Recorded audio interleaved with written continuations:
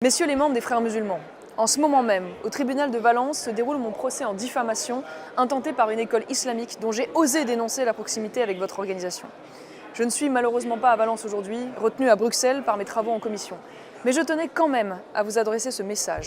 Depuis que j'ai fait de la lutte contre votre confrérie et votre idéologie l'un de mes combats prioritaires, vous avez lancé contre moi un véritable djihad judiciaire. Vous m'avez désigné, votre propre avocat l'a reconnu, comme celle qui a contribué à la fermeture en Bourgogne de votre centre de formation, l'IESH.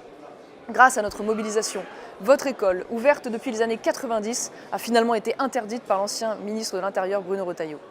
À Bruxelles, je vous débusque et vous dénonce sous vos autres visages, notamment celui du Fémiso, votre relais d'influence déguisé en association de jeunesse.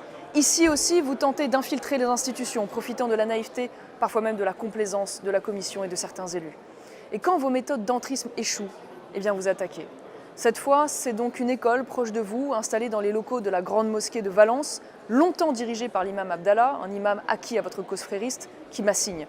Cet établissement a pourtant déjà fait l'objet d'alertes de la part des services de renseignement et d'articles de presse dénonçant ses accointances avec le frérisme.